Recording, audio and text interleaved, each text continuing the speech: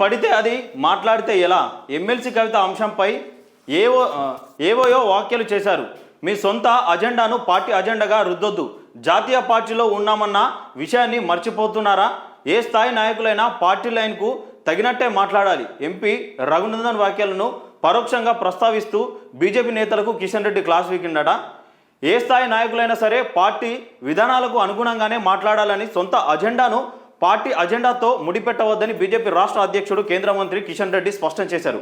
Party agenda ప్రకారం మాట్లాడాలే తప్ప సొంత అజెండాలు పనిచేయబోవని, ఏదైనా ఒక అంశంపై ముందుగా పార్టీలో చర్చించుకున్నాకే మాట్లాడాలని తేల్చి చెప్పారు.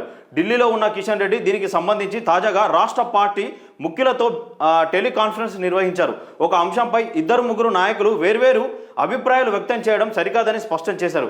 వాస్తవానికి బీఆర్ఎస్ ఎమ్మెల్సీ కల్వకుంట్ల కవిత ఆ పార్టీ అధినేత కేసీఆర్కు లేఖ రాయడం, కాళేశ్వరం విచారణ కమిషన్ ఇటీవల ఎంపీ ఈటల రాజేందర్కు కూడా నోటీసులు జారీ చేయడం పై రాష్ట్ర బీజేపీ నేతలు భిన్నాభిప్రాయాలు వ్యక్తం చేశారు.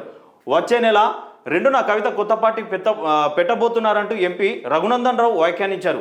మరోవైపు కవిత కాంగ్రెస్లో చేరుతారంటూ కొందరు నేతలు మాట్లాడారు. దీనిపై రాష్ట్ర పార్టీ ముఖ్యులు నుంచి జాతీయ నాయకత్వానికి ఫిర్యాదు వెళ్ళినట్టు తెలిసింది. అసలు పార్టీ లైన్ ఏమిటో తెలియక తర్జన భర్జన పడుతున్నాం. సున్నితమైన అంశాలపై పార్టీ లైన్లోనే మాట్లాడితే బాగుంటుందని